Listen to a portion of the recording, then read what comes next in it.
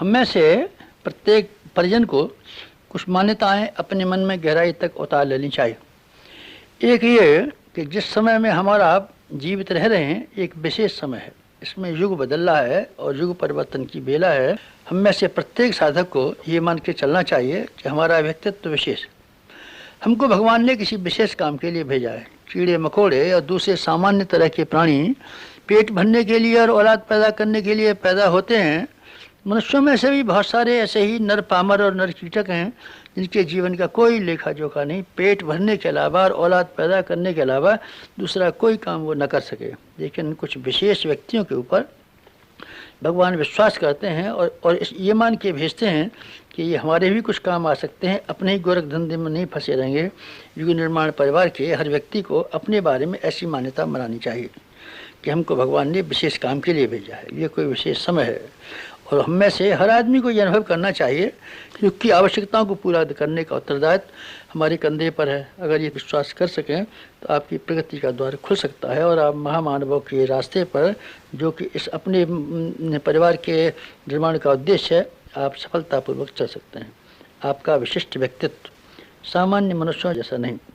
ये विशेष समय सामान्य जैसे शांति के समय होते हैं वैसा नहीं, ये आपातकाल जैसा समय है और आपातकाल में आपातकालीन उत्तरदायित्व होते हैं। हमारे ऊपर जिम्मेदारियां सामान्य जिम्मेदारियां नहीं हैं, पेट भरने मात्र की जिम्मेदारियां नहीं हैं, बल्कि युग की भी जिम्मेदारियां हैं। ये मान के हमको चलना चाहिए और ये मान के चलना चाहिए कि रीछ बानर जिस तरीके से विशेष भूमिका निभाने के लिए आए थे और ग्वाल बाल श्री कृष्ण भगवान जी के साथ विशेष उत्तरदायित्व निभाने के लिए आए थे, आप लोग इस तरह का अनुभव और विश्वास कर सकें।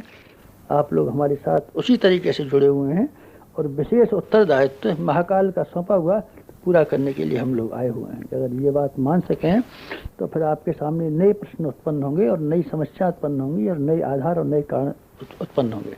पहला कदम आपको जो बढ़ाना पड़ेगा वो ये बढ़ाना पड़ेगा, जिस तरीके से सामान्य मनुष्य जीते हैं उस तरीके से आप जीने से इनकार करें और ये कहें हम तो विशेष व्यक्ति और महामानवों के तरीके से जिएंगे। पेट तो ऐसे भी भरना है और ऐसे भी भरना है। जब केवल मात्र पेट ही भरना रहा तो गंदे तरीके से हम क्यों भरें, शेष तरीके से क्यों न भरें। हम जो बाकी पेट भरने के अलावा जो कार्य कर सकते हैं उसे क्यों न करें।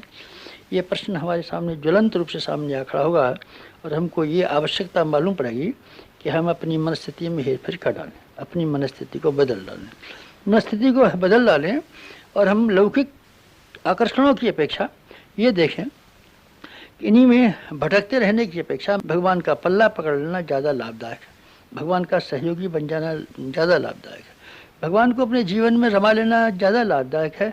संसार का इतिहास बताता है कि भगवान किसका पल्ला पकड़ने वाले और भगवान का अपना सहयोगी बनाने वाले कभी घाटे में नहीं रहेंगे। ये विश्वास करें तो एक बहुत बड़ी बात है, जानना चाहिए। हमने एक बहुत बड़ा प्रकाश पा लिया अगर हम ये अनुभव कर सकें तब कि मन स्थिति बदलनी है और संसारिकता का पल्ला पकड़े रहने की अपेक्षा भगवान की शरण में जाना है। ये हमारा दूसरा कदम होगा ऊंचा उठने के लिए। तीसरा वाला कदम आत्मिक उत्थान के लिए हमारा ये होना चाहिए कि हमारी महत्वाकांक्षाएं, हमारी कामनाएं, हमारी इच्छाएं बड़प्पन के केंद्र से हटें और महानता के साथ जुड़ जाएं। हमारी महत्वाकांक्षाएं ये नहीं होनी चाहिए कि हम वासनाओं को पूरा करते रहेंगे ज़िंदगी भर और हम तृष्णा के लिए अपने समय बुद्धि को खर्च करते रहेंगे और हम अपनी अहंता को, ठाट बाट को, रौब को और बड़प्पन को लोगों के ऊपर रौब गालिब करने के लिए हम तरह तरह के ताने बाने बुनते रहेंगे। अगर हमारा मन ये बात को मान जाए और हमारा अंतःकरण स्वीकार कर ले कि ये बचकानी बातें हैं, छछोरी बातें हैं, छोटी बातें हैं, छछोरापन, बचकारापन और ये छोटापन अगर हम क्षुद्रता को त्याग कर सकें तो फिर एक बात हमारे सामने खड़ी होगी।